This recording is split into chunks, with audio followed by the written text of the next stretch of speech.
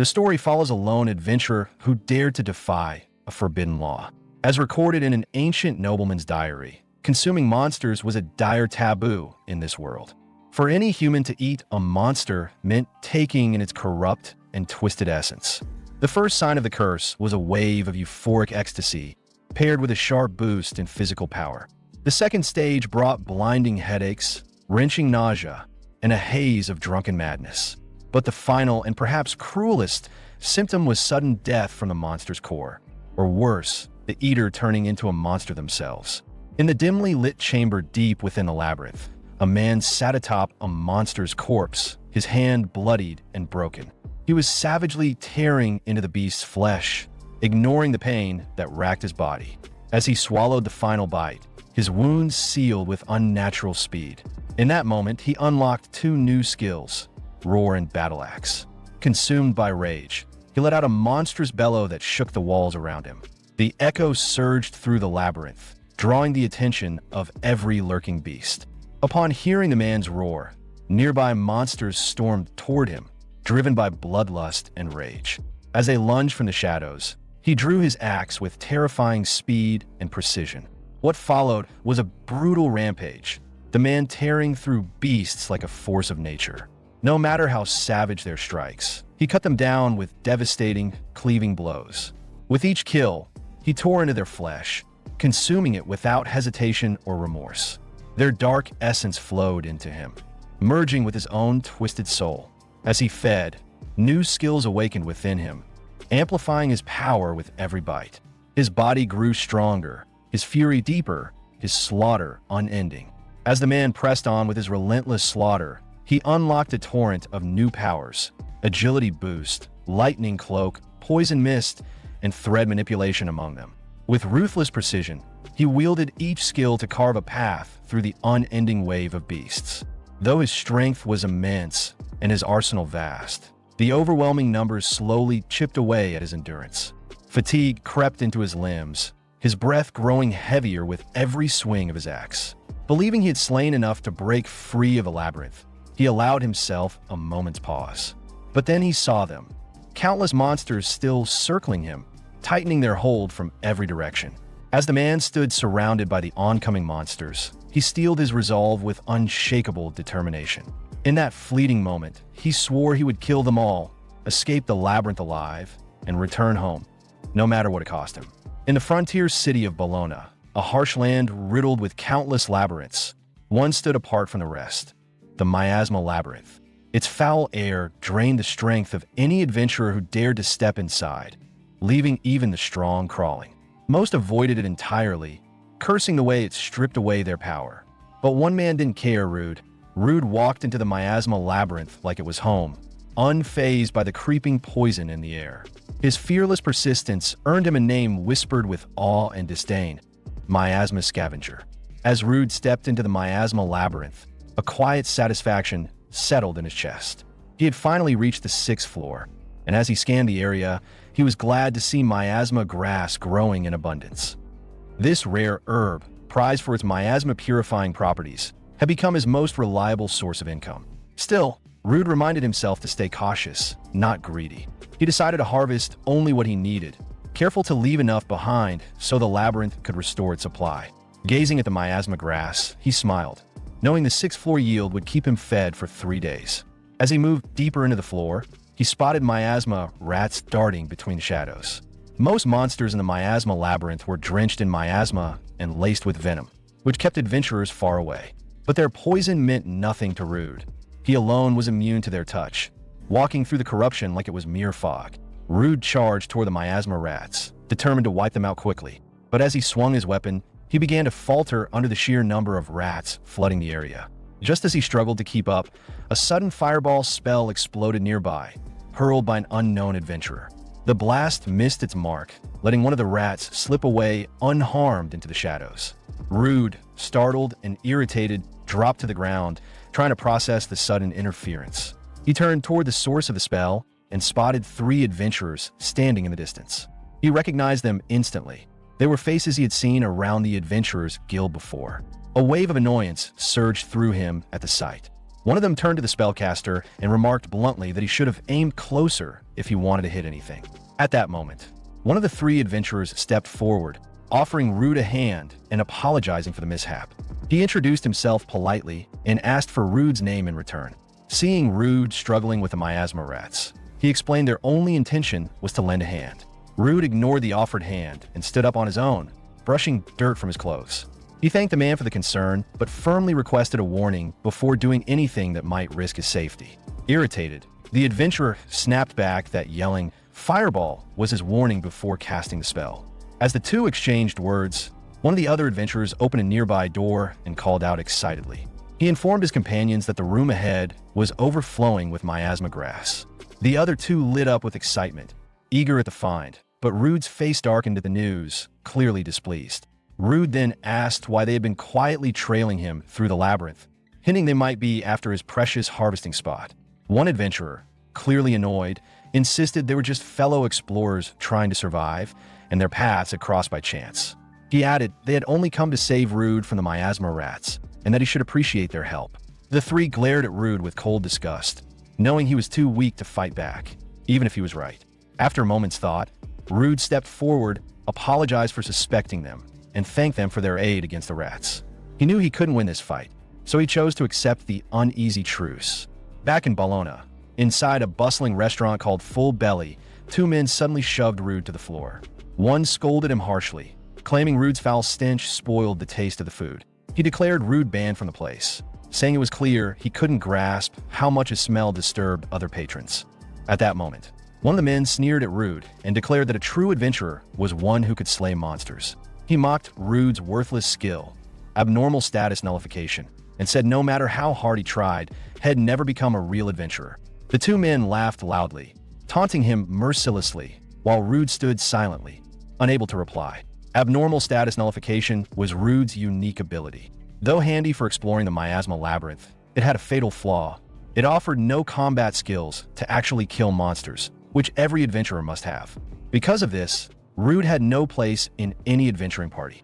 His lack of offensive power forced him to scavenge the labyrinth's lowest floors, earning him the nickname Miasma Scavenger. This name summed up both his skill's limits and his desperate role. In the end, Rude's useless ability branded him an outcast, not a true adventurer. At that moment, Rude reflected bitterly on his fate, frustrated that as a grown man, he still battled life-or-death fights against mere rats.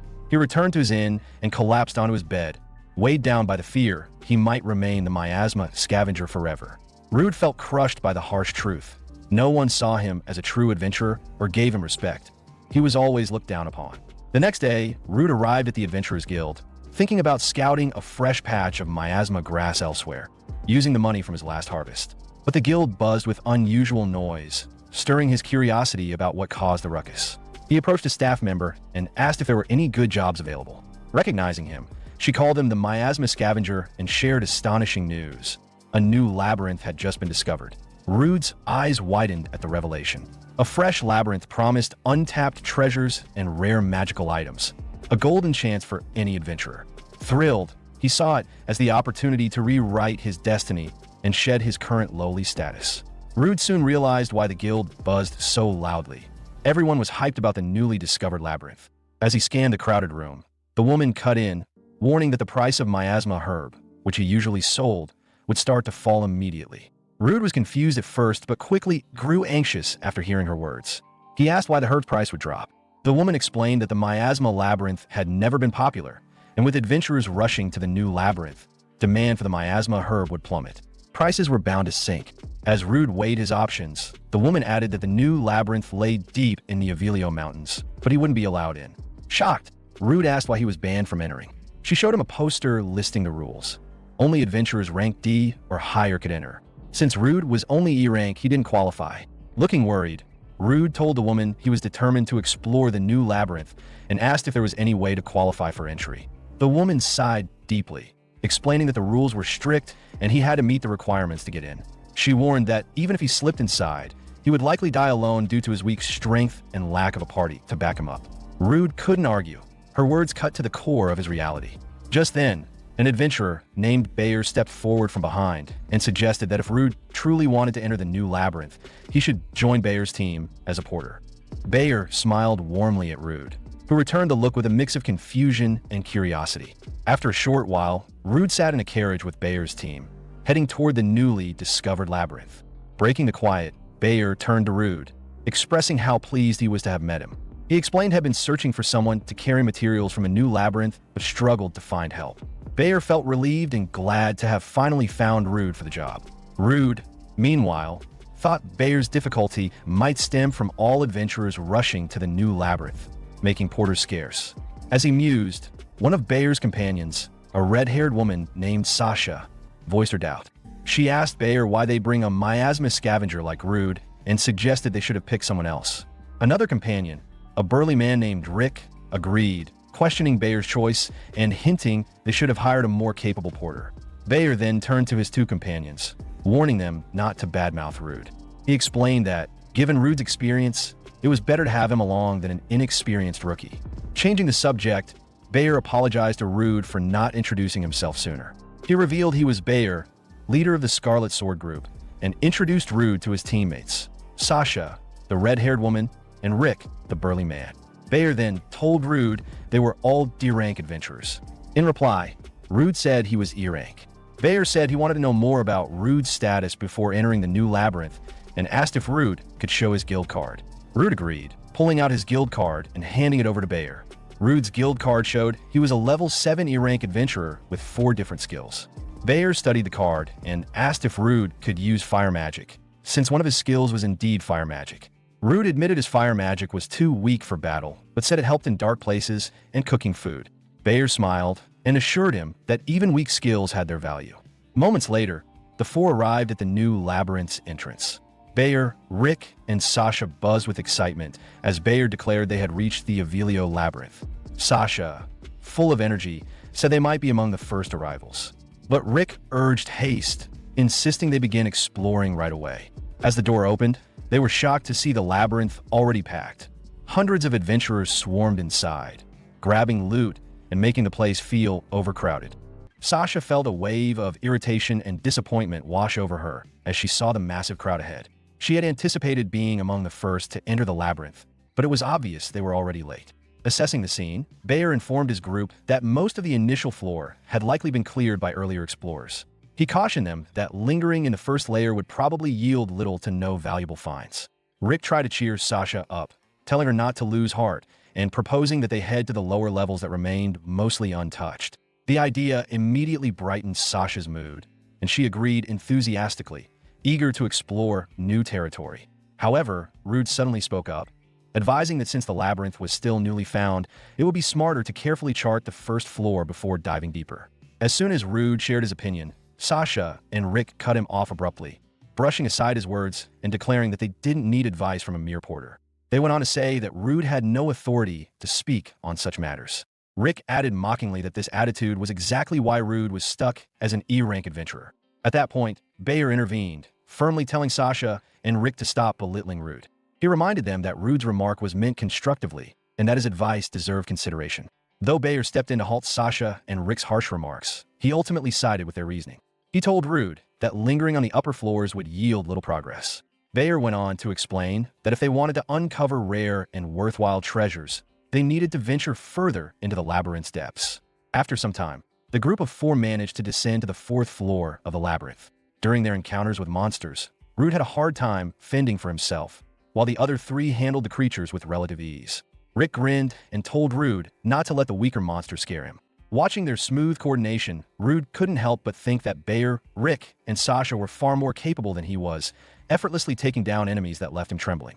Anxiety gripped him so tightly that his hands wouldn't move, leaving him frozen and unable to face the monsters properly. He found himself completely unable to assist his team or make any real contribution to the fight. Before long, the trio had wiped out all the monsters in the area. Sasha commented that venturing deeper had been the right call and expressed relief that no other adventurers were present at their level.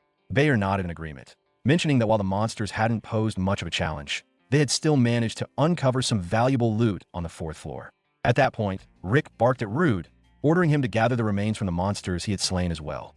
Rude responded that he couldn't harvest anything useful since the bodies were too badly damaged, and most of the monster cores were already destroyed. Irritated, Rick demanded that Rude at least check for anything salvageable, reminding him not to slack off and emphasizing that, as their porter and a lowly E-rank adventurer who dealt with miasma, it was his job to handle such tasks.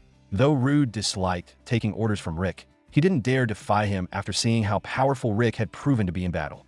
Reluctantly, Rude acknowledged the command and began collecting the remains of the monsters Rick had taken down. As he moved closer, he noticed that the corpses were shredded beyond recognition, their insides spilling out and filling the air with a foul stench. Rude couldn't help but wonder why Rick had been so excessively violent in his attacks. Deciding it would make the task easier, he cast a small flame spell, hoping to burn away parts of the carcasses and reduce the stench while retrieving what materials he could. When Rick saw Rude using fire magic on the monsters, he joked to the others that Rude might be roasting the meat to eat it himself. Chuckling, he added that after spending so much time exploring, he was starting to feel hungry and the idea of grilled monster meat didn't sound too bad. Sasha quickly interrupted him, telling Rick to drop the topic, saying that the thought of eating monster flesh was revolting to her. Sasha reminded Rick that consuming monster meat was forbidden among adventurers, as the lingering magic within the flesh could seep into the body and cause unpredictable side effects. Rick chuckled, assuring her that he was only teasing. He added that once they got back, he intended to spend his earnings on proper food and indulge in a real feast. However, before he could finish speaking, the air around them shifted as a deep, thunderous roar reverberated through the labyrinth's halls. The group froze, turning toward the sound, only to be met with the sight of an enormous minotaur emerging from the shadows. The creature's presence was terrifying, B-rank monsters like it weren't supposed to appear anywhere near the 4th floor, making its arrival all the more shocking. Panic spread among them as they grasped the reality of the situation. They were hopelessly outclassed. Every one of them understood that facing a B-rank monster at their level was suicide, and their only hope lay in finding a way to survive or escape. In that instant, Bayer shouted at Rude to hand over his backpack, claiming he needed its supplies to confront the Minotaur. Startled, Rude obeyed without hesitation and quickly passed it over. He then asked Bayer what he planned to do and whether he had a strategy for their next move. But as Bayer took hold of the pack, a dark smirk formed on his lips. Before Rude could react, Bayer drew his blade and slashed across Rude's back, sending him collapsing to the ground, writhing in pain and bleeding profusely. The malicious gleam in Bayer's eyes made it clear that his intentions were far more sinister than Rude could have imagined. After striking Rude down, Bayer called out sharply to Rick and Sasha. Reacting instantly, Rick hurled a weapon resembling a throwing axe and activated a spell known as Warrior's Rally. The magic redirected the Minotaur's aggression, marking the wounded Rude, who lay groaning on the ground, as the creature's new target. At the same time, Sasha cast haste upon herself, Rick, and Bayer, greatly enhancing their speed to ensure a swift escape. Writhing in agony, Rude weakly demanded to know if their plan had always been to abandon him. Bayer, grinning coldly, admitted that Rude had been brought along only to serve as bait, and that his role had ended once danger appeared. Rude's expression twisted in disbelief as the truth sank in. As the trio sprinted away, they yelled for him to hold the monster off and stall for their getaway. Trembling with fury, Rude shouted after them, cursing their betrayal and condemning them for sacrificing him just to save themselves. Meanwhile, the Minotaur, under the influence of the spell, turned its murderous gaze toward Rude.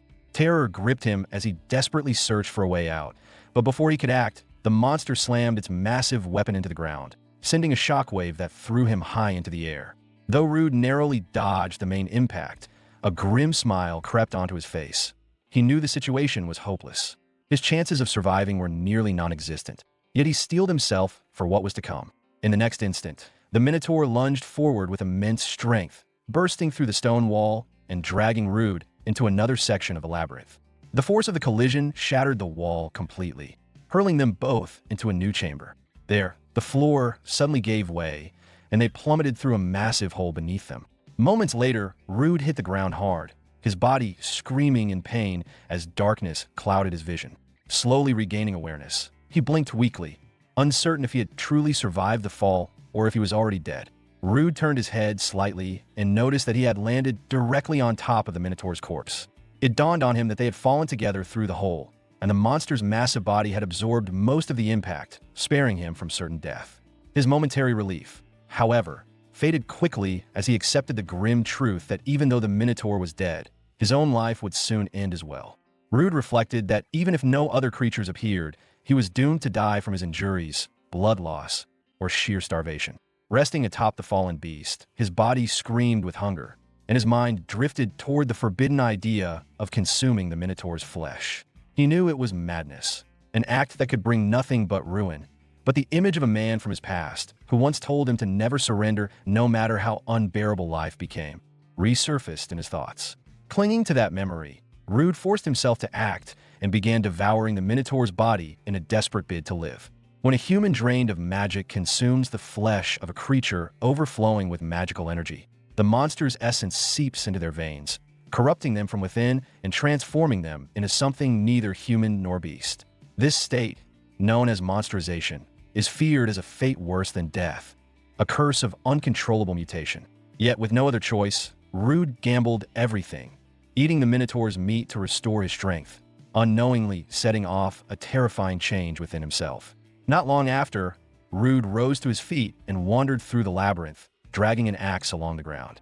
His once normal eyes now glowed crimson, and his aura had become monstrous, his humanity slipping away under the Minotaur's lingering magic. In that moment, he unleashed his ability, Roar, sending a crushing wave of fear across the area. The surrounding creatures collapsed instantly, their lives extinguished by the overwhelming force.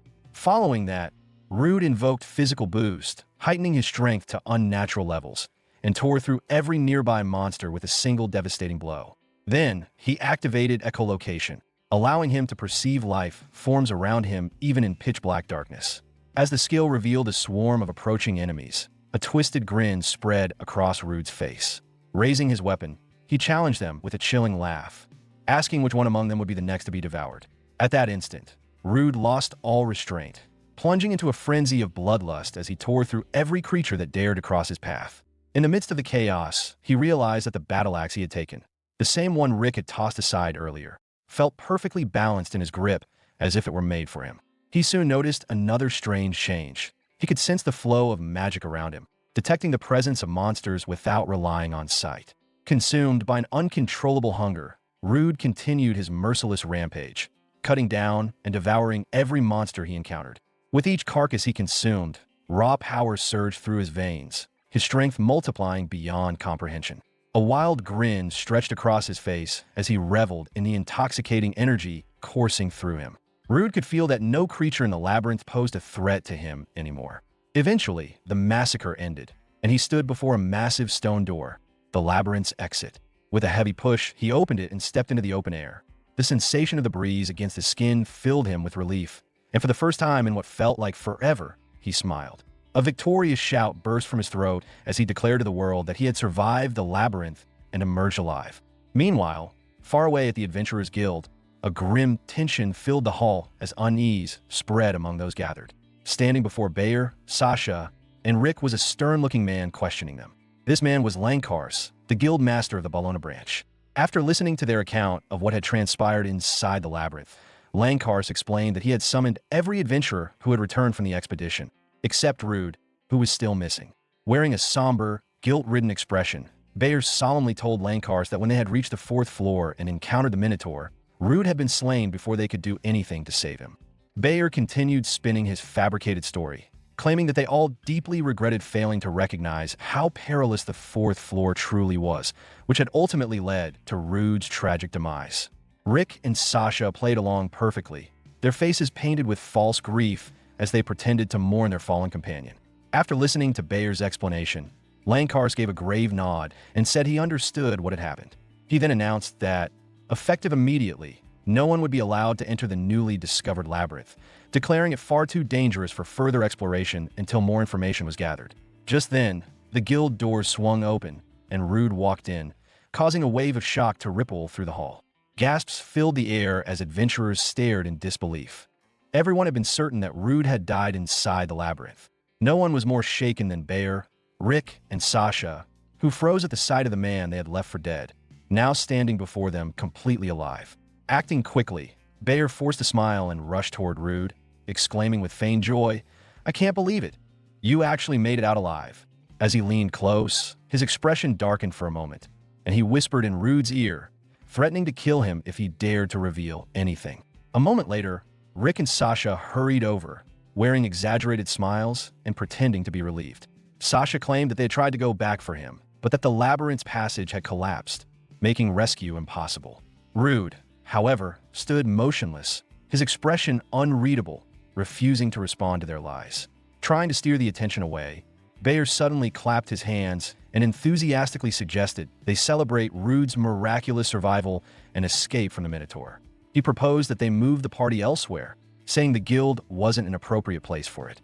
But just as the group began to leave, a strange stillness overtook them. They suddenly realized they couldn't move a muscle.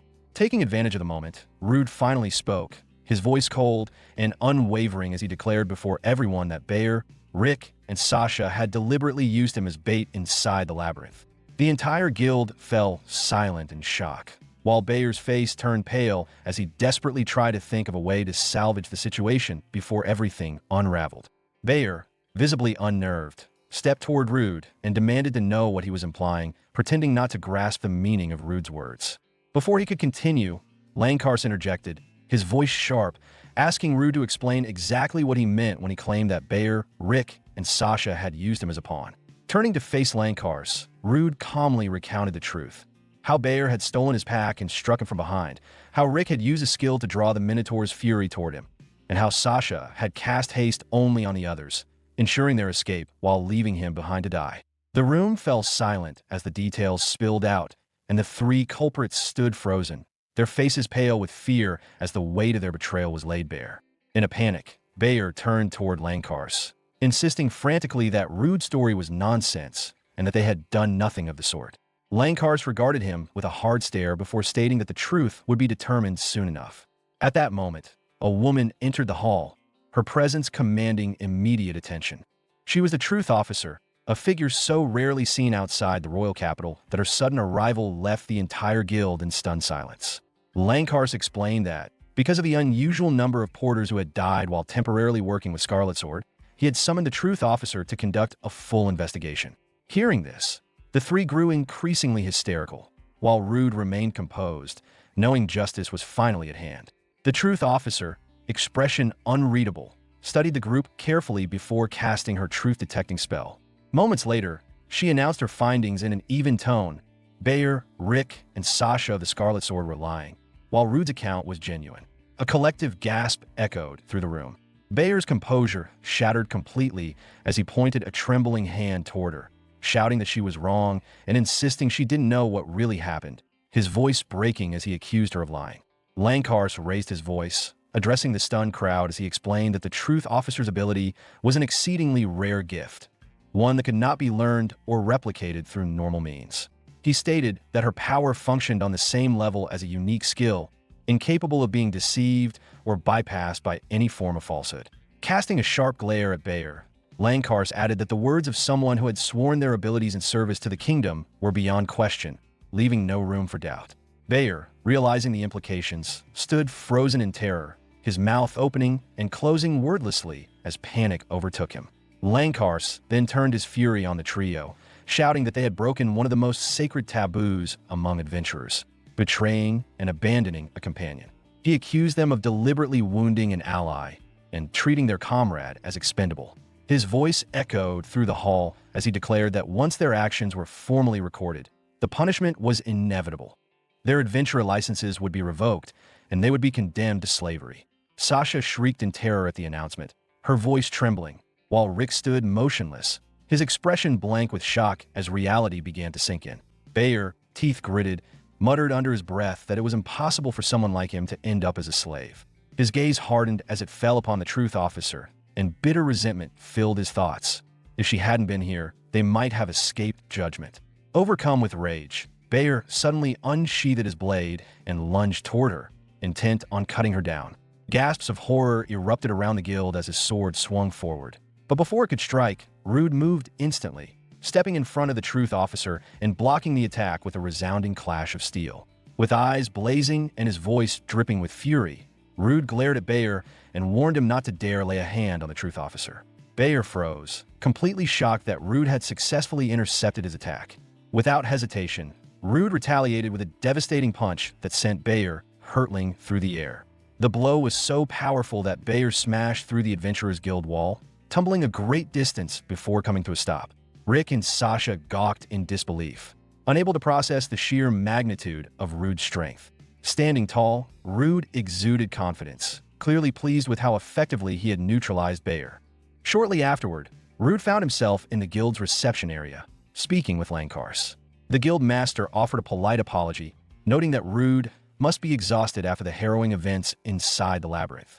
Rude waved off the concern, assuring Lankars he was unharmed, and then asked about what had become of the other three. Lankars explained that guild staff had taken them into custody for questioning. He further clarified that if the investigation confirmed they had repeatedly treated porters as expendable bait, the Scarlet Sword members would lose all their belongings and adventurer licenses, ultimately being sentenced to slavery. Lankars added that Bayer had even dared to defy the Truth Officer, meaning he would likely never be seen again. He also noted that all rights to the profits from the new labyrinth had been revoked from the three Scarlet Sword members. Consequently, Lankars said every reward would now be awarded to Rude alone. Rude's eyes widened in astonishment as he heard he was to receive 200,000 reins, the full reward from the new labyrinth, originally intended for the three other adventurers. The sheer scale of the fortune left him stunned, realizing he would claim the entire sum by himself. After a short while, Rude exited the reception area and stepped outside, a wide grin spreading across his face. He thought to himself that with this kind of money, covering all his daily expenses would be simple. Reflecting on how long it would take to earn the same sum through painstaking collection of miasma grass, Rude appreciated the immense rewards adventuring could bring. As he strolled along, he noticed no other adventurers were approaching him. He guessed this was likely due to the spectacle he had caused earlier. Even if they continued to avoid him, he reasoned it didn't necessarily mean they were friendly. Rude then considered that drawing too much attention to himself might make other adventurers suspicious of his sudden fortune. He resolved to continue earning steadily in the miasma labyrinth as he had before. Determined not to dwell on what had happened, Rude decided to focus on moving forward. With his newfound wealth, he could finally afford better gear and the luxury of eating whatever he pleased. Excited about the possibilities, he decided his first stop would be a tool shop to purchase the equipment he needed. While wandering through the bustling market, Rude noticed a magical bag that caught his attention. However, he chose to grab something to eat first before worrying about acquiring it. The following day, Rude returned to the miasma labyrinth and resumed hunting rats. He was struck by how effortless defeating the miasma rats had become compared to before. Rude let out a sigh, reflecting that just 2 days prior, he would have had to evade 5 of these creatures, yet now he could dispatch them without difficulty. At that moment, he activated his appraisal skill to examine the miasma rats and assess their condition. He was pleased to see that the skill allowed him to clearly view each monster's stats. Rude realized that the ability he had gained from consuming a particular monster could be applied not only to living foes, but also to their corpses. At that moment, Rude began to wonder just how much his overall stats had improved. He reflected on how effortlessly he had been dispatching the miasma rats and guessed that his level might not have risen dramatically, perhaps reaching only around level 20. Intrigued, he opened his status screen for a closer look. To his complete shock, Rude discovered that his level had jumped to 42. Not only that, but his health, strength, endurance, and agility had all seen remarkable increases. Stunned by the sudden leap, especially considering he had been only level 7 the previous day, Rude realized this was an extraordinarily rare occurrence. Curious to explore further, he decided to review the new skills he had obtained. As he examined his recently acquired abilities, Rude felt a surge of excitement at the number of skills he had gained. Thrilled by the possibilities, he recalled that the walls destroyed during his battle with the Minotaur had now been repaired, and the new labyrinth would remain closed for a while. Planning to spend the day lightly exploring the miasma labyrinth, Rude was eager to put his enhanced powers to the test. He was curious to see how well his abilities would perform on the lower floors, and he also intended to try out the magic bag he had bought, carefully selecting the first monster for experimentation. After weighing his options, Rude resolved to delve into the deeper sections of the miasma labyrinth. He cleared the 6th floor with ease and then moved on to the 9th and 13th floors. While fighting the monsters on these levels, he realized that they no longer posed a sufficient challenge for his boosted strength. Determined to find more formidable opponents to truly test his abilities, he pressed onward. Soon, Rude reached the 24th floor of the labyrinth. As he navigated this level, he spotted a monster nearby. Concealing himself, he activated appraisal to analyze its stats. he discovered it was a lizard soldier from the dragon tribe, level 25, equipped with 3 distinct skills. Observing the lizard soldier's stats, Rude realized that these creatures normally operated in coordinated groups. Since only a single lizard soldier was visible, he judged it a worthwhile target. Moving silently, he crept behind it, drew his sword, and delivered a strike to its back. The hit caused damage, but it was insufficient to eliminate the creature entirely. Rude grinned, noting that the lizard soldier wasn't especially strong, and resolved that his next attack would land without fail. At that moment, the wounded lizard soldier attempted to flee in panic. Rude pursued it, shouting for it to stop. Eventually, the creature reached a dead end, with no route left to escape. As Rude closed the distance, he told the lizard soldier that it had nowhere to run. Yet when it finally turned to face him, its posture suggested it was no longer afraid. In that instant, Rude realized he was in serious danger. Glancing behind him, he saw multiple lizard soldiers encircling him and understood immediately that he had been lured into an ambush. Despite the apparent level difference, the odds were suddenly overwhelming. One of the soldiers swung its sword at him, but Rude ducked just in time to avoid the strike. Quickly evaluating the situation, he concluded that, given the trap and the numerical disadvantage, his only viable strategy was to eliminate the lizard soldiers one at a time. In that instant, Rude swung his sword and struck one of the lizard soldiers, knocking it hard onto the floor. As he moved to finish the creature, another lizard soldier stepped in, using its shield to intercept his blow. Rude was momentarily stunned by the creature's well-timed defense. Just then, a different lizard soldier lunged at him from behind, but Rude's reflexes allowed him to dodge the strike just in time. Scanning his surroundings, Rude realized he was completely encircled by lizard soldiers. He noted to himself that while these monsters were known for their teamwork, he had not anticipated such advanced ambush tactics or the level of precision in their coordination. As he weighed his next move and continued engaging the lizard soldiers, a sharp, high-pitched noise caught his attention, preceding the monster's synchronized attacks. Following the sound, he spotted a red-scaled lizard soldier standing at a distance, intently observing the fight. Rude activated his appraisal skill to analyze the red lizard soldier and discovered it was a general lizard, level 32 of the beast classification. Among its abilities, the most dangerous was command, which allowed it to control the movements and attacks of all the other lizard soldiers. A thrill ran through Rude as he realized he had located the leader of the group. At that very moment, the general lizard let out a deafening roar, signaling the other lizard soldiers to strike in unison. Unfazed, Rude activated Physical Boost, channeling tremendous power into every strike. With renewed strength, he cut through the swarm of lizard soldiers and surged directly toward the general lizard. As Rude swung his blade at the general lizard, he was shocked to see that the attack had no effect. It seemed as if the creature was completely impervious. The general lizard immediately countered with a devastating sword strike, and realizing he couldn't withstand it normally, Rude activated his steel body skill. The attack struck him, but caused no damage. Grinning with confidence, Rude faced the general lizard and proclaimed that he wasn't the only one with a hidden advantage. He had a secret of his own. Rude then used appraisal again, puzzled by why his attack had failed to affect the general lizard despite the force he had put behind it. Inspecting its status, he noticed no skills that would boost its defense or resilience. Rude deduced that another lizard must be using a protective skill to shield the general lizard. As he scanned the other lizard soldiers, he spotted one that was badly injured. Upon checking its status, he discovered it possessed a skill called Substitute, which absorbed damage intended for the general lizard and prevented harm from reaching it. Reacting immediately, Rude dashed to the lizard soldier with the Substitute skill and destroyed it without hesitation.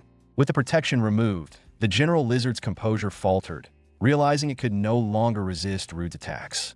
Roaring angrily, the general lizard commanded all remaining lizard soldiers to strike him at once.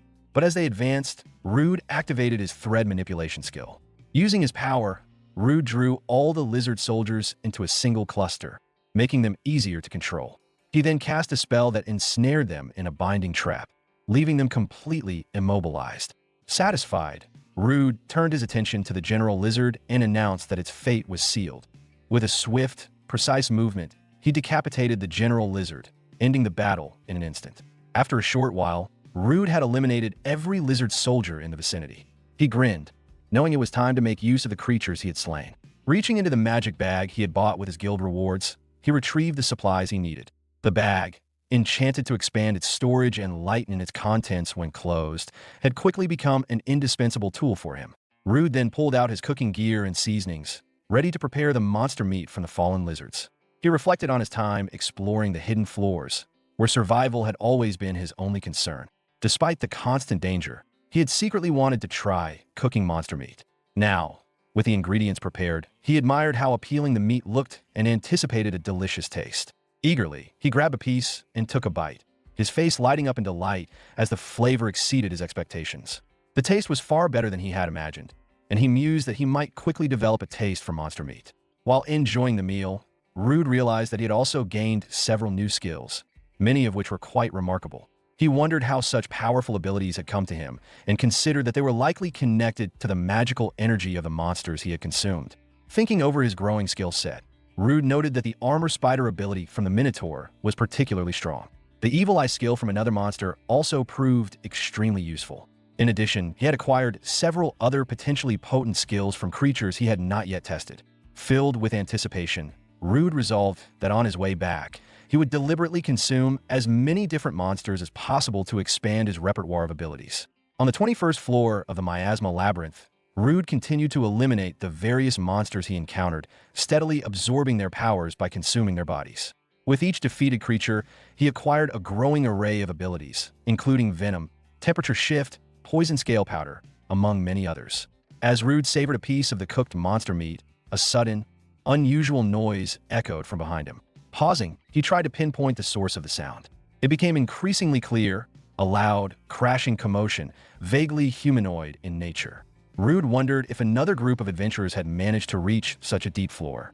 Wasting no time, he packed his gear into the magic bag and hurried toward the source of the noise, curious to discover who, or what, was waiting ahead. Rude considered that encounters with other adventuring parties were extremely rare, and he entertained the thought that he might even be able to exchange useful information if he was fortunate. As he drew nearer, he spotted a woman wearing a cloak, her hand bleeding, collapsed on the floor. She was encircled by a group of shady-looking men who clearly meant her harm. One of the men muttered in disbelief about how much magical energy the woman still had despite her injuries. Another, visibly bruised and battered, commented that their predicament was dangerous because she was an elf. He added with a mix of curiosity and greed that the elf woman might be extremely valuable.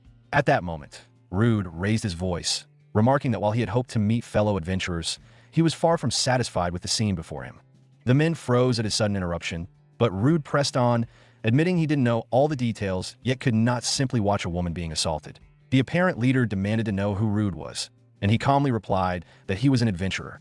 The elf woman then shouted urgently at Rude, telling him to stay back and warning that the men surrounding her were adventurer hunters. Rude was briefly taken aback by her caution. He had always understood adventurer hunters to be highly skilled and dangerous. Curious, he activated appraisal to check their stats, only to find that no information could be retrieved. He speculated that they might be using powerful concealment magic or perhaps anti-magic devices. At that instant, the leader commanded his men to eliminate Rude immediately. Without hesitation, one of them charged, swinging his sword with lethal intent. Rude was momentarily stunned by the man's speed, but managed to block the attack just in time. During the skirmish, the man commented that Rude was holding his own surprisingly well. Rude, unshaken, replied that it was only because the man was weak. Infuriated, the attacker shouted that he was far from weak and launched a more aggressive series of strikes, threatening to crush Rude's skull. In response, Rude activated his venom skill, spitting it directly onto the man's face. The man screamed as the venom burned his skin, writhing violently on the floor. Everyone present froze in shock, unable to believe that Rude could project venom from his mouth, and they began to regard him more as a monster than a mere adventurer.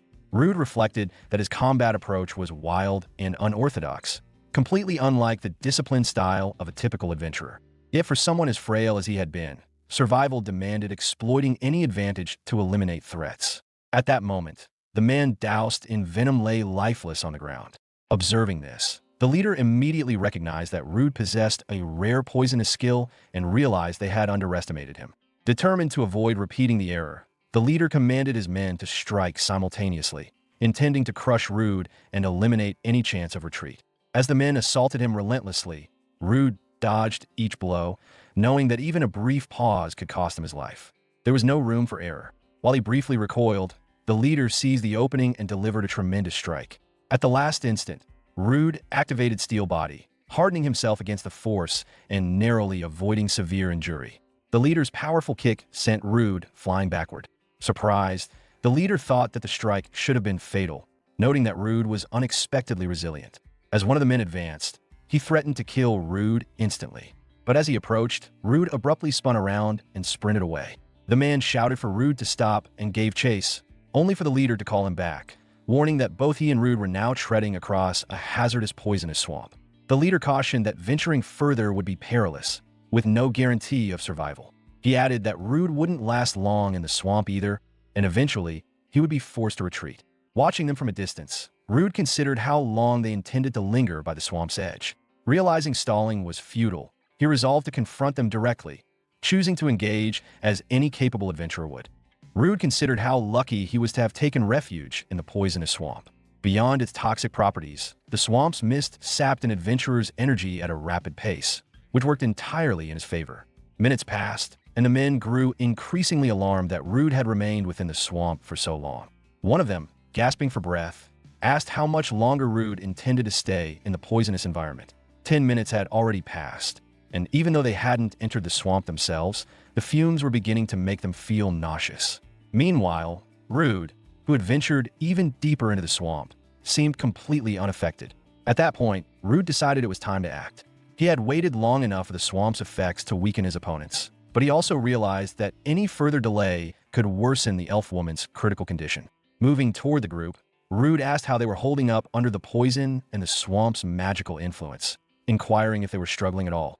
One of the men scoffed, remarking that Rude had finally left the swamp and caused them a great deal of trouble. Calmly, Rude replied that, unfortunately for them, he was immune to status effects, so he could not fully appreciate the discomfort they were experiencing. The leader froze as he realized that Rude had a status immunity skill and had cleverly tricked them. He immediately ordered his men to strike and kill Rude on the spot. One of the men lunged forward, but the swamp had sapped much of his strength, and Rude easily blocked the strike. Smiling, Rude taunted his attacker, explaining that the poison had steadily drained their stamina and the magical residue in their bodies had lowered their overall stats. Suddenly, another man struck from behind, but Rude activated Steel Body, and the sword passed harmlessly through him, leaving the attacker in disbelief. Taking advantage of the moment, Rude unleashed Lightning Cloak, swiftly eliminating both opponents with a single, decisive strike. One of the men, struggling to breathe, yelled at Rude and tried to rush him again. But Rude instantly used Aerial Slash, cutting the man down before he could take another step. The leader froze in fear, unable to understand how a human could use so many monster-type skills. Turning his gaze toward him, Rude said he didn't owe anyone an explanation and charged straight at the man. As they clashed, the leader realized that even though he was supposed to dominate any human in battle, he was clearly no match for Rude. Panicking, he activated Agility Enhancement to boost his speed, shouting that someone like Rude could never defeat him. But the moment he swung his sword, Rude struck with such force that the blade snapped clean in half. The leader stood there in disbelief, unable to process that he had been overwhelmed so easily. In the next second, Rude sliced through both the man and his broken weapon, leaving him motionless on the ground. Looking at the corpse, Rude commented that if the man hadn't been crippled by abnormal status effects, he would have been much tougher. But thanks to Rude's own ability to ignore those effects entirely, victory had come easily. Rude finally managed to rescue the elf woman, and the two walked side by side through the swamp. She thanked him sincerely, admitting she had no idea what she would have done without his help, and Rude simply said he couldn't ignore someone in danger. While watching her, he noticed she was trying to look calm, even though her body still showed signs of the swamp's poison magic, and he couldn't help wondering why an elf would be wandering alone in such an isolated place or why adventurer hunters were after her. As they moved forward, a monster suddenly burst out of the swamp in front of them, and with one quick use of his appraisal, Rude identified it as a Mosfaz Great, the Moth Leader, and a level 37 threat. Rude dashed at it immediately, thinking its huge size wouldn't be enough to intimidate him, just before the beast released its own Aerial Slash attack, which he smoothly avoided.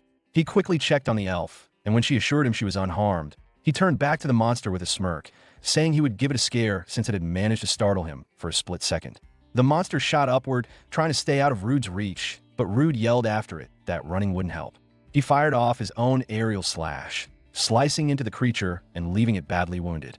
Enraged, The monster countered with its paralyze ability. Rude just grinned and told that the attack was useless on him since he couldn't be paralyzed at all. Then he suddenly panicked when he remembered the elf woman, worried she might be affected, but when he glanced back, she was already shielding herself with wind magic, easily stopping the attack, which left Rude genuinely impressed. After a fierce exchange of blows, Rude ended the fight with one clean, crushing strike that brought the monster down for good. The elf woman walked toward him, amazed that poison and paralysis had no effect on him, saying his abilities were oddly similar to those of monsters, which made Rude scratch his head awkwardly as he tried to figure out what to say. Then she suddenly clutched her stomach and collapsed, leading Rude to think she had been hit after all, but she assured him it was something else entirely and promised to explain everything once they made it out of the labyrinth. A short while later, the two of them sat beneath a tree outside the miasma labyrinth. The elf woman let out a relieved smile, saying she finally felt normal again now that they had escaped that place. Before telling her story, she said she wanted to introduce herself properly, and with a calm voice, she told Rude her name was Alicia and that she used to be an adventurer. Rude froze in surprise and asked if she was truly Alicia from the Emerald Storm. Laughing softly, Alicia confirmed that she was indeed the very person he had heard about. Rude mentioned that the kingdom of Lydia's famous S-rank party, Azure Trails, was well known everywhere, and everyone remembered its members. But 5 years earlier, that same party had been crushed by monsters. Hearing his words, Alicia explained that on that terrible day, they had challenged the creatures hiding in the deepest layer of the S-rank Abyssal Labyrinth.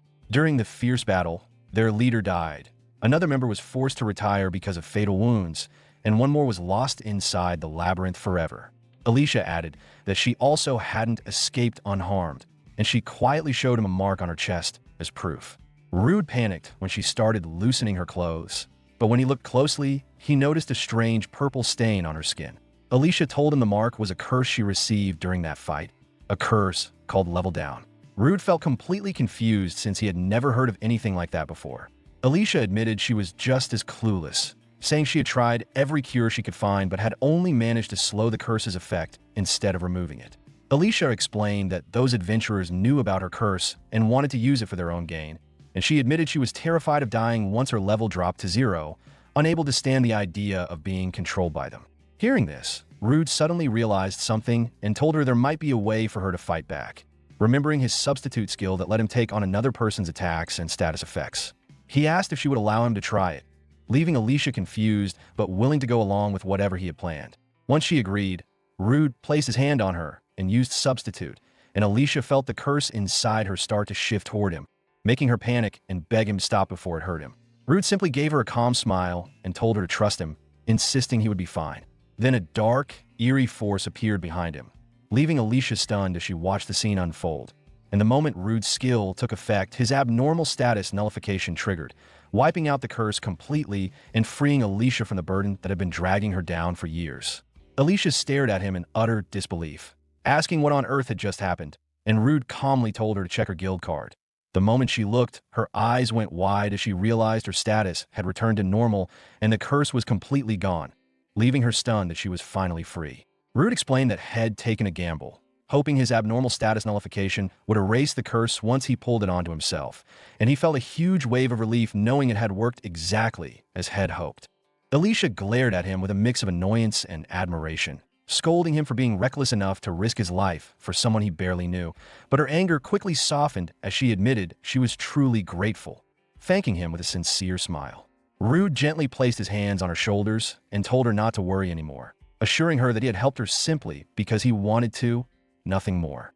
Rude and Alicia sat together in the full-belly restaurant, happily eating and drinking, and Alicia praised both the food and the alcohol, teasing that Rude clearly knew the best places to visit, while Rude awkwardly remembered the last time he had been thrown out of the same place, and asked if she should really be drinking after everything she'd been through. But Alicia confidently told him she was fully healed and that a moment like this deserved a proper celebration, urging him to drink as much as he wanted. Curious, Rude asked what she planned to do next, and after thinking for a moment, Alicia smiled and said she first wanted to know more about him, asking why he had chosen the life of an adventurer, and Rude took a slow breath before explaining that years ago monsters had attacked his village, taking everyone he cared about. But in the middle of that tragedy, an S-rank adventurer had appeared and saved his life. And Rude said he would never forget the way that Hero smiled at him in the middle of such darkness, a moment that pushed him to follow the same path. Rude told her he wanted to rise to S rank, just like the hero who once saved his life, hoping to rescue countless others the same way someday. Hearing his honest dream, Alicia gave him a soft smile and said it was a goal worth chasing. When Rude nervously asked if she planned to laugh at him, she shook her head and explained that she too had once aimed for S rank, and now she wanted to become even stronger than she was before the curse ruined her. She also believed her old teammates were still trapped deep inside the abyssal labyrinth, and no matter what happened, she planned to return there and face those monsters again. Since both of them needed more strength to reach their goals, Alicia suddenly proposed that they team up and form a party. Before Rude could answer, two familiar men walked over from behind. One grabbed Alicia's hand with a smug grin and joked that Rude had found himself a stunning partner. Rude immediately recognized them as the same troublemakers who had thrown him out of the restaurant before. One of the men told Alicia she shouldn't waste her time with someone as dull as Rude. And at that moment, Rude grabbed the man by the shoulders, eyes blazing with fury, and ordered him to take his hands off Alicia. The man was furious at Rude for talking back, and just when it looked like they were about to start a fight, Alicia stepped between them and insisted they calm down, reminding them they were standing in a pub and suggesting that if they wanted to prove something, they should see who could outrank the other instead. The entire place roared with excitement at the idea, eager to watch the showdown and find out who would win. The three of them kept drinking nonstop, and before long, both men were too drunk to stay awake and collapsed on the floor, while Alicia remained perfectly steady. The crowd cheered loudly as she was crowned the champion, and she and Rude exchanged a proud look and gave each other a thumbs up, celebrating their completely unexpected victory. After some time, Rude and Alicia stood off to the side of the pub, and Rude praised her, saying she handled herself amazingly, especially after everything she had already drunk. With her cheeks flushed, Alicia mumbled that she only held out because Rude had helped her, and she refused to sit quietly while those men tried to mock him. Right as she finished speaking, the alcohol finally overwhelmed her, and she fell asleep straight into Rude's arms. Smiling at her helpless state, Rude quietly activated his substitute skill, drawing all the alcohol from her body into himself. Alicia snapped awake, surprised to find her head completely clear, and Rude calmly told her he had shifted all her drunkenness onto himself using his skill, leaving her totally sober. Delighted, Alicia grabbed his hand and shouted that first he took her curse, then her intoxication, calling his ability amazing and insisting even more that they had to team up no matter what. A moment later, she happily suggested they should celebrate by drinking again now that she felt fine, but Rude gently reminded her not to overdo it. Feeling let down, Alicia turned to the restaurant owner and complained that she still hadn't been able to taste any of the special dishes. The owner then explained that monsters had taken over the Barnamos fishing grounds, and though he had asked the guild for help, all the strongest adventurers were already busy with other missions, leaving him without the ingredients he needed. Hearing that, he asked if Alicia and Rude would be willing to accept the job and clear out the monsters in the Barnamos fishing grounds. Rude and Alicia arrived at the Barnamos fishing grounds the next morning, taking in the calm scenery while feeling a mix of curiosity and excitement. Alicia cheerfully told Rude they should finish off the monsters as fast as possible so they could hurry back to the restaurant and finally enjoy the special dishes. Rude agreed with a grin, eager to complete the request and enjoy the reward waiting for them. Just then, Rude noticed something shifting beneath the water, and his excitement grew as he realized they had spotted their target. However, both of their expressions quickly changed when they noticed the water around them rippling. Dozens of shapes lurking just beneath the surface had completely surrounded them. Sensing danger, Rude quickly used his appraisal skill, discovering that the creatures were called Jernibs, mostly around level 23, each with 3 skills: high-speed swimming, water bullets, and snipe. Without warning, the monsters unleashed a barrage of water bullets at them, attacking from every direction. Rude struggled to dodge in the cramped little boat, realizing there was barely any room to move as the rapid-fire shots kept coming. Rude suddenly came up with a bold plan and leapt straight into the water, laughing as he dared the monsters to attack him however they pleased. As the Jernibs rushed toward him, he activated Lightning Cloak, releasing a burst of electricity that tore through the entire swarm, instantly frying every creature around him. When he resurfaced, Alicia shouted his name in fear, but he calmly told her he was completely fine. After checking the waters, Rude noticed that even though most of the monsters were gone, a handful still lingered in the deeper areas nearby. What confused him was why those remaining creatures refused to strike, making him wonder if they were being cautious or guarding something important. He called out to Alicia, telling her he planned to dive even deeper to figure out what was going on, and after asking for her help, he tied a rope around his chest. Taking a steady breath, he plunged into the depths, and the farther he went, the clearer the truth became. Those Jernibs weren't attacking because they were protecting something. A massive shape soon emerged from the darkness, and Rude quickly used his appraisal skill, revealing the creature's name as Tentacles, a level 38 monster with 4 deadly abilities and intimidating stats, making it obvious that this giant beast was the guardian of whatever lay hidden in the depths. As Rude stared at the enormous creature, he couldn't help but marvel at its gigantic size. The more he looked, the clearer it became.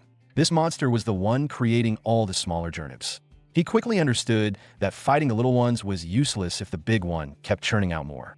If he wanted everything to end, he had to defeat the giant tentacles once and for all. Since the huge monster wasn't attacking immediately, Rude figured he had a brief moment to get ready. But before he could plan anything, one of its long limbs shot forward, wrapped around his legs, and pulled him toward its gaping mouth. In that split second, Rude realized the truth. The smaller monsters had held back on purpose, tricking him so the main threat could catch him off guard. Right then, the tentacle monster lunged toward Rude, and with his air running out, he felt himself starting to sink deeper underwater. Panicked, he tugged on the rope tied around him, signaling Alicia for help. Acting instantly, Alicia unleashed her wind magic, sending the boat racing forward and ripping Rude out of the monster's grip. Once he burst through the surface, Rude sucked in air desperately, coughing hard from all the water he had swallowed. Alicia leaned over him, worry written all over her face, asking if he was all right. Rude finally managed to sit up, panting, and thank her sincerely for pulling him out just in time. Rude told Alicia there was a boss hiding deep underwater that kept spawning Jernibs nonstop, and things were even worse because the boss had an acceleration heal skill, which made it almost impossible to damage. Alicia shot back that the monsters had the upper hand in the water and that her magic couldn't reach that far because of the distance and the water blocking it. Then asked if Rude had any sort of plan. Rude answered that there was one risky move they could try to fix the situation. At that point, Rude knew he had to make a choice because Alicia had trusted him enough to reveal her curse and even decided to team up with him. So he felt he should be honest and tell her his own secret as well. With a serious look, he made Alicia swear not to talk about what he was about to reveal or what he was going to do next. After a short moment, Rude jumped back into the water to confront the tentacle monster and, as he dove deeper, he activated his new skill, high-speed swimming.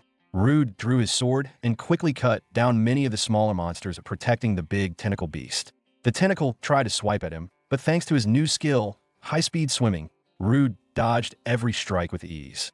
Moving fast, he got closer and landed a strong hit on the creature. At the same time, he powered up his lightning cloak and struck again, finishing off the monster. Looking at the fallen giant, Rude thought the fishing grounds would finally be safe again. But he couldn't stop worrying about Alicia. He wondered what she'd think after seeing him tear through a monster like that. Would she be impressed or scared? When Rude surfaced, he looked around but didn't see her anywhere. He smiled sadly, assuming she'd left already. Just as disappointment was sinking in, a voice called out that he was late. Rude turned to find Alicia waiting for him, proving she hadn't gone anywhere after all. Alicia looked at Rude and said he didn't seem hurt, so she guessed he had beaten the big monster. Rude nodded, confirming her guess. Smiling, Alicia bent down to pick up some sticks, telling him she was relieved nothing bad had happened and that she couldn't sit still because she was so worried. She explained she was gathering wood for a fire to help dry his wet clothes. Then, Rude changed the subject and asked if she was really okay staying with him after seeing him eat the monsters. Alicia smiled softly and said she was surprised at first, but glad he trusted her enough to share his secret. She added that it didn't bother her at all. In fact, it made her happier to know he confided in her. Rude was surprised and thanked her for trusting him and sticking by his side. Then, Rude pulled out a piece of rope and told her why he had come back with part of the tentacle monster. He said he wanted to gain the monster's powers, so he cut off a piece to eat and absorb its skills. Rude grinned and told Alicia it wouldn't be right if he was the only one eating, so he had also caught a Barnamos fish just for her. Seeing the fish, Alicia's face lit up with excitement, and she eagerly said she couldn't wait to try it. Rude laughed at her enthusiasm and promised to tell her the story of the first time he ever ate a monster while they enjoyed their meal. After a little while, the food was ready, and Alicia took a bite of the fish, commenting that it was surprising Rude actually ate monsters, and that there was a special reason behind it.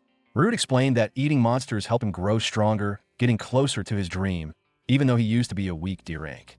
Alicia smiled softly and said the cooked monster meat looked pretty tasty. Rude agreed excitedly, adding that monster meat was surprisingly good, and even though he didn't need to eat it for skills anymore, he was curious about the flavor. To his joy, it turned out delicious. Then Rude asked if she wanted to try the monster meat. but Alicia said she wasn't sure if she'd survive eating it, so she'd stick to the fish he caught.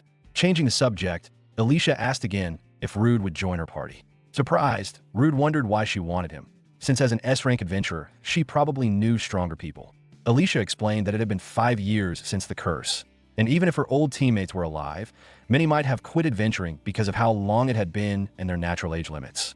Alicia said most adventurers on the front lines were a bit crazy, and even though they were strong, she didn't trust them to have her back. She wanted someone she could truly count on during her journeys. Reaching out her hand to Rude, she said that if it was him, she'd feel completely safe and worry-free. Rude smiled and told her he'd be happy to join her party right away. Outside the Adventurers Guild, Alicia excitedly told Rude they needed to prepare for their first mission together. Rude, being an E rank, wasn't sure they'd get any important jobs, but Alicia brushed that off, saying they should at least register their party at the guild first. Since she was S rank, she believed bigger missions would open up for them. Inside the guild, they went to the counter and told the receptionist they wanted to sign up as a party. Alicia handed over her status card, ready to get started. The receptionist's eyes widened when she saw Alicia's card, realizing she was a powerful S-rank adventurer and part of the famous Emerald Storm. Looking over both Alicia's and Rude's cards, she asked Alicia why she'd want to team up with someone like Rude, who was just a lowly miasma scavenger. Alicia gave her a sharp glare, which made the receptionist quickly stop questioning and admit she got the message. Alicia explained that she wanted to help Rude level up and asked what he still needed to do to improve.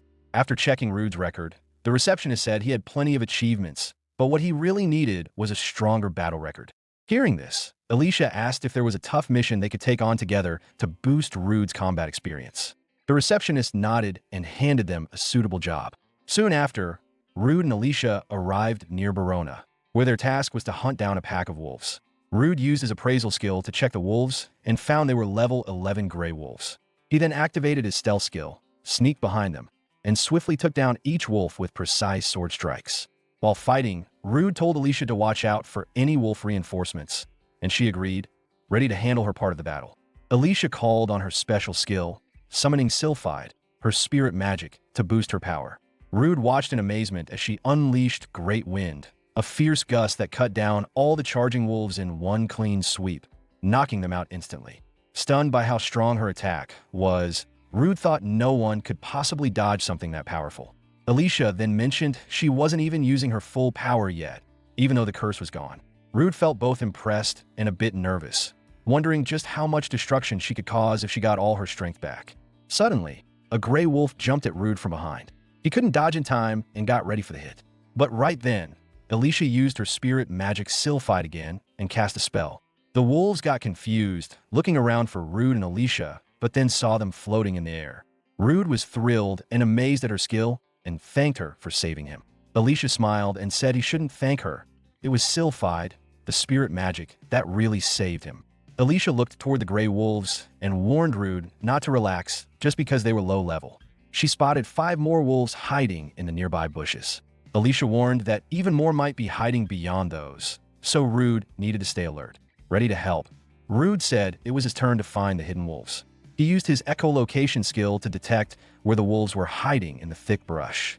Focusing hard, Rude was shocked to discover about 30 gray wolves waiting just out of sight. Knowing they still had a lot of wolves to fight, Rude grinned confidently, sure he could handle them all. He told Alicia to strike the spots he pointed out, and she agreed without hesitation.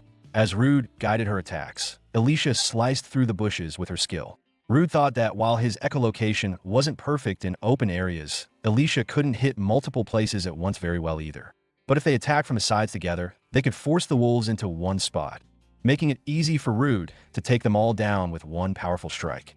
After Alicia finished gathering the gray wolves into one spot, Rude dove down and used his paralyzing breath skill, freezing all the wolves in place. With them unable to move, he quickly took them out one by one. A little later, Rude counted their kills and realized they had defeated 52 gray wolves in total. Alicia was shocked to see so many in just one day, and Rude guessed the wolf numbers must have grown a lot lately. Rude then asked if the magic she used before was spirit magic, and Alicia confirmed it was. She explained that she draws power from spirits found in nature. Although these spirits are everywhere, they don't always show themselves. Alicia said that to use their power, she has to give back some magic as payment. She added that even with only a little magic energy, she could still cast strong spells.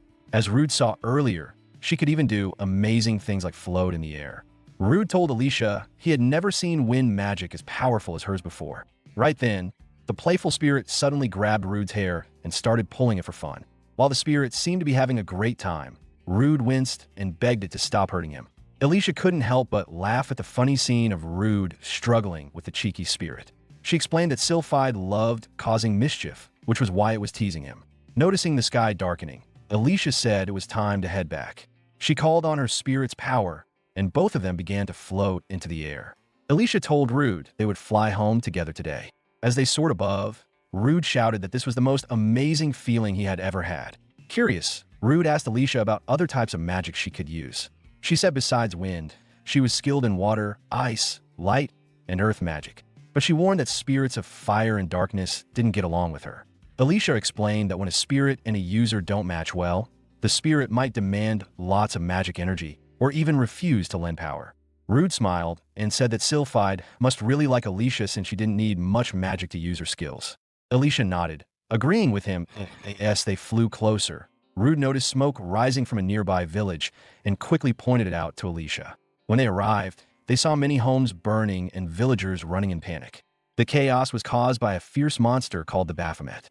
The village adventurers looked shocked and overwhelmed. They had only expected to deal with gray wolves, so this powerful beast caught them completely off guard. Suddenly, the Baphomet summoned a spear and threw it straight at two adventurers standing nearby. Just before it hit, Rude quickly fired a water bullet, knocking the spear off course and saving the adventurers. The Baphomet scowled at Rude, clearly angry about the interruption. Alicia stepped up and checked if the adventurers were okay, and they nodded, assuring her they were fine. She told them she and Rude would take care of the monsters and asked for an update on what was happening. Meanwhile, Rude used his appraisal skill on the Baphomet and learned it was level 27 with 5 strong abilities. Even though it was lower level than the lizard head fought before, the Baphomet stats were much higher. As Rude studied its powers, he realized just how dangerous this monster really was. Right then, the Baphomet activated its 2 powerful skills, Fire Magic Principles and Earth Magic Principles. Watching this, Rude realized the fire magic he knew was weak and not useful in real fights. He thought that if he could defeat this monster and eat it, he might gain its strong magic and become much stronger in battle. With that goal, Rude swung his sword, but the Baphomet easily blocked and dodged using its sharp claws. He thought about fighting harder, but before he could make a move, the monster launched a storm of fiery spears toward him. Alicia shouted out to check if Rude was okay, her worry clear, but he skillfully avoided all the fiery attacks. She asked again if he was alright, and Rude reassured her confidently. Watching closely, he saw the Baphomet had only 2 fire spears left, save for defense. Rude knew this was a really tough fight. At that moment, Alicia suggested they share what they noticed, pointing out that the Baphomet was very alert and ready for anything. Alicia told Rude that the villagers hadn't left yet, so she had already asked the other adventurers to help get them to safety. She wanted to avoid causing any extra damage during the fight. Rude knew that Alicia's magic must be running low after their battle with the Grey Wolves, so he couldn't count on her powerful spells this time. He realized he had to take the lead. Alicia promised shed focus on blocking the Baphomet's magic, while Rude kept attacking no matter what. Every time the Baphomet cast a spell, Alicia quickly stopped it by using the opposite magic, making the attacks useless. Frustrated, the monster switched to earth magic, but Alicia quickly blocked that with her wind magic. Rude was amazed at how carefully she used just enough magic to cancel the monster's strong spells, showing why she was an S rank. Taking advantage, Rude boosted his strength with his physical boost skill and chopped off some of the monster's fingers. The Baphomet tried to fight back, but Alicia unleashed a powerful strike that made the monster's body explode into pieces. Far away, the villagers and adventurers nervously talked about the huge explosion they had just heard. One adventurer worried about Alicia and Rude, unsure if they had beaten the monster or if they had been defeated. Another adventurer felt bad. He couldn't help because he was still hurt. Suddenly, Alicia appeared, thanking everyone for helping with the evacuation. The adventurers sighed in relief, seeing she was safe. Alicia told them she and Rude had won the fight, but she was still concerned the monster might be alive and could come back to attack the village. She said she planned to go after it. Alicia then asked for a small favor. One adventurer eagerly offered to help with anything he could. Smiling softly, Alicia asked if they could spare some food because she was very hungry. A little later, in the forest near the village, Rude sat alone by a campfire, the monster's body lying close by. Alicia came over and told him she was back from the village. Rude was glad she returned and asked how the villagers were doing. Alicia said thanks to the adventurers, everyone had gotten away safely. Alicia told Rude she had explained to the villagers that they were chasing the Baphomet, so no one would get suspicious about the missing monster's body. Rude apologized for making her lie, but thanked her for helping anyway. His eyes then landed on the monster's corpse, and excitement bubbled up inside him at the thought of cooking and eating it. After preparing the meal, Rude took a bite and found he had gained all the Baphomet skills. Alicia commented that although the meat looked tasty, watching someone eat a humanoid monster was a little creepy. Rude agreed and felt a bit uneasy about how used he was getting to eating monster meat without thinking twice. Suddenly, a big group of monsters called Stampings rushed toward them. Rude was shocked. They had faced way too many monsters in just one day. He quickly stood up and told Alicia he wanted to try out the new powers he had gained from the meat. But when he tried to use his skills, nothing happened. None of his powers would activate. Just then, the monsters attacked, but Rude and Alicia dodged skillfully. Alicia said she thought Rude would have been able to use magic by now, but he still couldn't. She added that her own magic was almost gone, so she couldn't help much this time. Rude was furious and told Alicia he wasn't going to let the monsters get away with ruining his meal. Alicia looked confused and asked why he was so upset. He explained that he had spent a long time draining the blood and cleaning the meat carefully to make it taste good. Now, after all that hard work, the monsters had scattered the food everywhere, ruining it. He was determined not to forgive them for messing up his feast. Alicia still didn't understand why he cared so much about monster meat. Then Rude yelled at the monsters, telling them they should pay up and give him their meat instead. Just as he was about to rush forward, Alicia grabbed him from behind and told him to calm down. She warned him that the monsters had a skill called Flash Step, which made their attacks super powerful and dangerous, even if they were low level. Alicia said they needed to keep their distance for now and suggested they pull back. Rude wasn't happy about retreating, but knew she was right, so he agreed, trying to hide his frustration. After a short break, Rude and Alicia climbed up a tree to stay safe from the monster pigs below. Alicia then asked Rude why he couldn't use his magic earlier. Rude said he had never had this problem before with skills for monsters, so he didn't know what was wrong. Alicia told him to try using his appraisal skill to check. Rude agreed, and after looking at his skills, he told Alicia that the system said he should understand them naturally. Alicia then joked that if he still couldn't use the magic, maybe his brain just wasn't made for it. Rude was surprised and said she was being pretty mean. Alicia thought about why Rude couldn't use magic and had an idea. Maybe he needed to learn how to control mana first to use the monster skills properly. Rude began to understand the problem.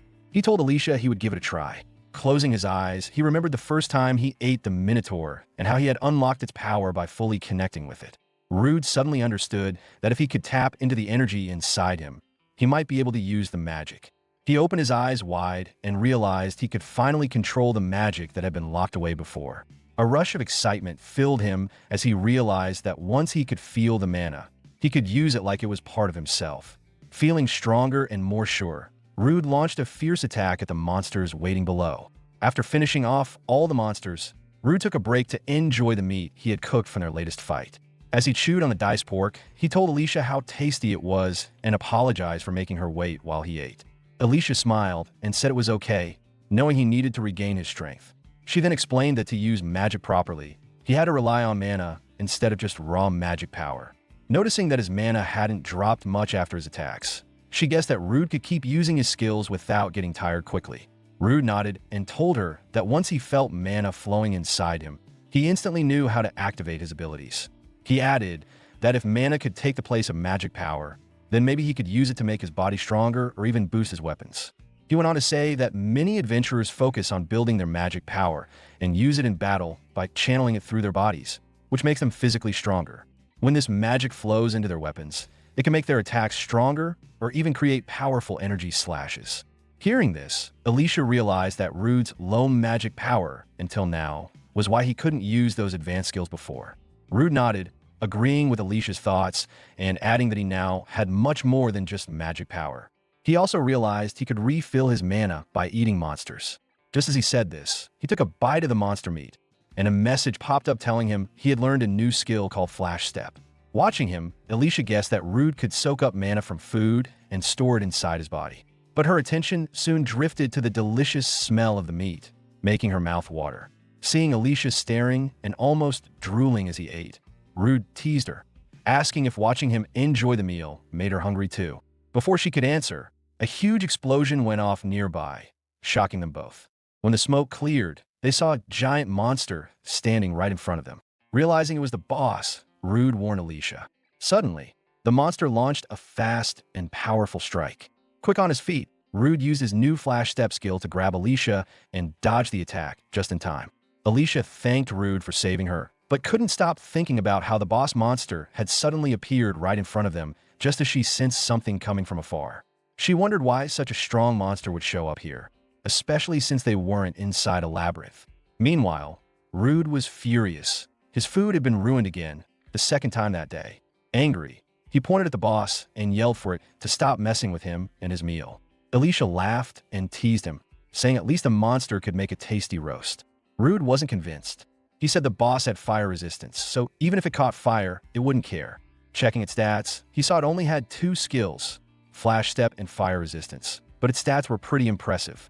Ready to finish the fight fast, Rude used his principles of earth magic and attacked. To his shock, the monster shrugged off the hit and charged at him. Surprised, Rude tried to use his steel body skill, but before he could, the monster's powerful strike hit him hard, sending him flying back. When Rude was hit by the monster's blow, Alicia shouted out, worried for him. But before she could rush over, the monster turned its focus toward her instead.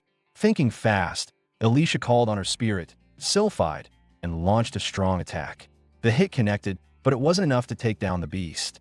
She felt a brief relief, but soon noticed the monster wasn't using any fancy powers. It was just its thick fur and strong muscles that blocked her magic. She quickly realized that neither her earth magic nor Sylphide's wind could pierce through its tough skin. The monster shook itself off and got ready to attack Alicia again, knowing her spells wouldn't hurt much. Just then, Rude woke up and instantly used his skill, Roar. His loud yell stunned the monster, freezing it in place. Standing firm, Rude warned the monster not to turn away because the fight wasn't over yet. Thinking it through, Rude knew he couldn't rely on Flash Step or Steel Body right now. He also realized if the fight dragged on, the monster would try to attack Alicia again, and he wasn't about to let that happen. Rude knew he didn't have a skill strong enough to take down the monster with one hit. Watching the beast, he noticed it only charged straight at its target. Feeling determined, Rude decided to try something he had never done before in a fight. He closed his eyes, lifted his sword, and focused, ready to give this new move a shot. The monster rushed at him, and Alicia watched nervously as Rude stood still with his eyes shut tight. But Rude stayed calm, pulling mana from inside him and imagining it flowing into his sword. As the monster got closer, Rude opened his eyes and swung hard. His sword sliced the monster clean in half in one strike. Shocked, Rude couldn't believe he had defeated such a tough enemy with just one hit. Alicia was just as amazed, saying it was incredible how Rude had powered up his sword with mana without any practice. Rude said he thought this was the right time to try since his mana was leaking out anyway, so it made sense to test it now.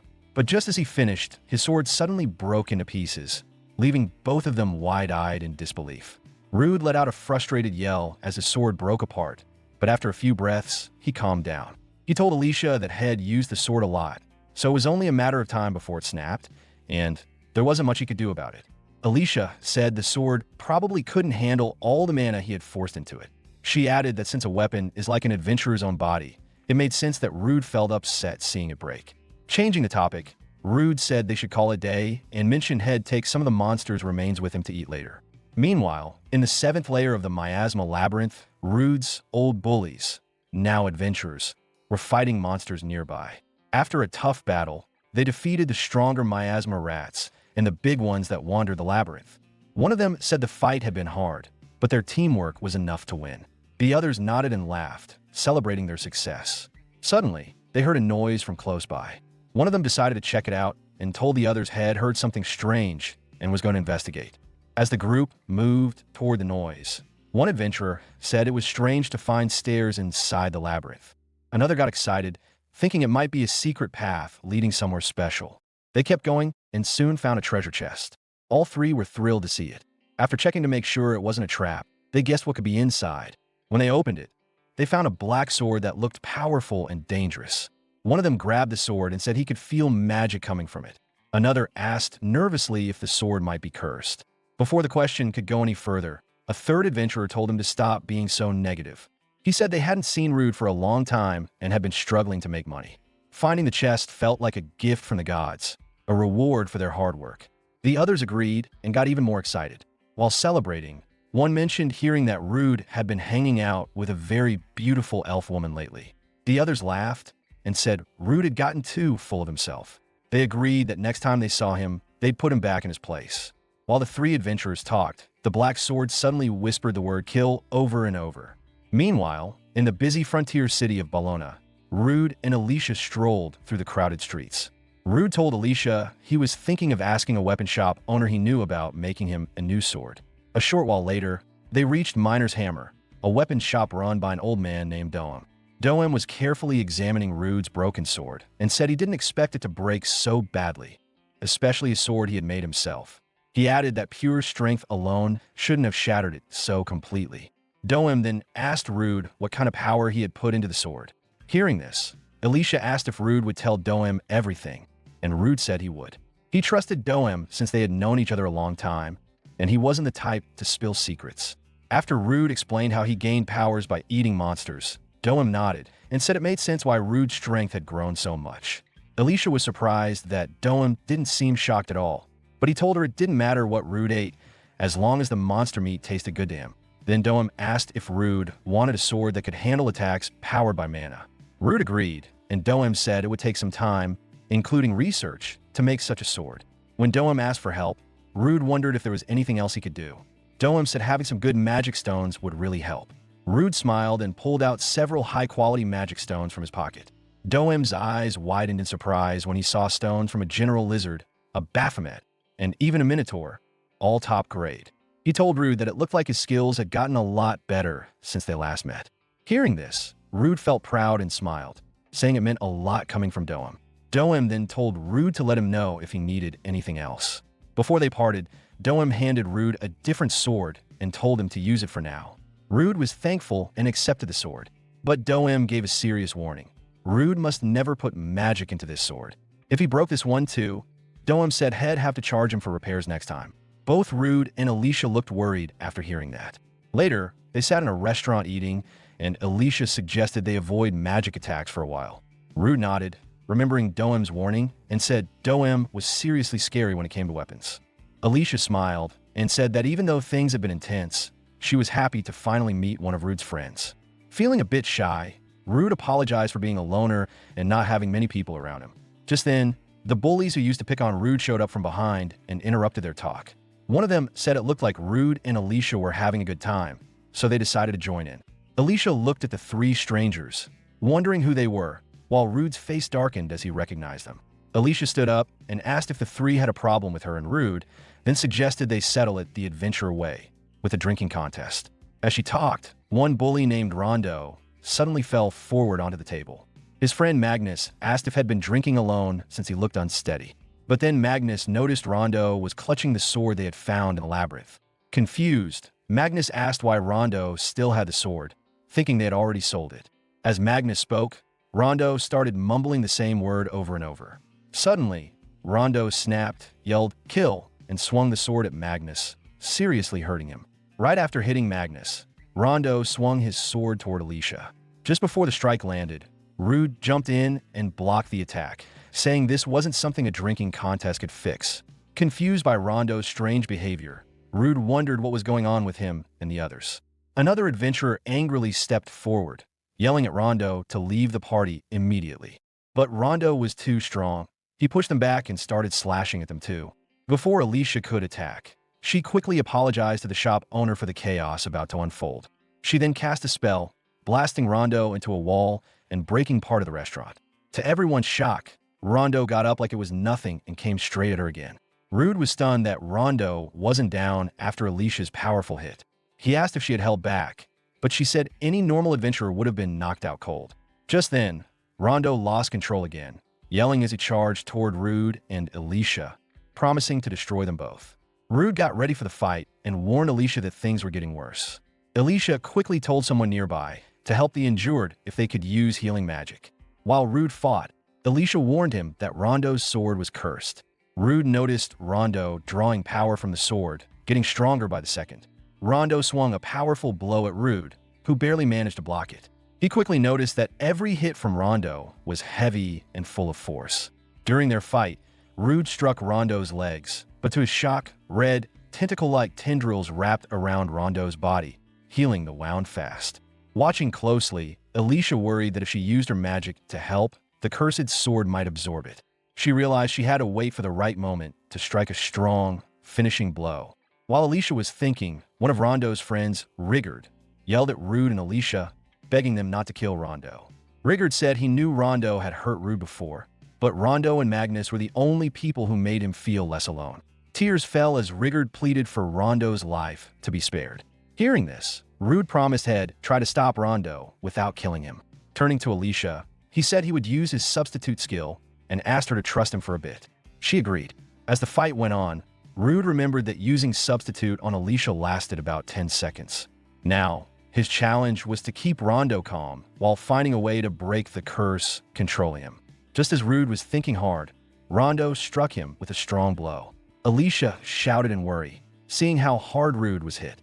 Even though the hit was powerful, Rude blocked it but noticed how heavy Rondo's attacks were. He quickly figured out that if he could hold back Rondo's sword, he could use his substitute skill on him. Acting fast, Rude cast Principles of Earth Magic, trapping Rondo in place. He thought if the problem was the curse, he could fix it like he did for Alicia. So, Rude tried to use substitute on Rondo, hoping to bring him back to normal. For a moment, Rondo came to his senses and begged Rude to save him. But before Rude could do anything else, he was knocked backward. Alicia asked if he was all right, and Rude said he was okay, but added that the substitute skill didn't work on Rondo. He guessed it wasn't Rondo fighting the skill, but the sword's power stopping it. Rude decided to try weakening the sword's magic and fired Principles of Fire Magic at Rondo.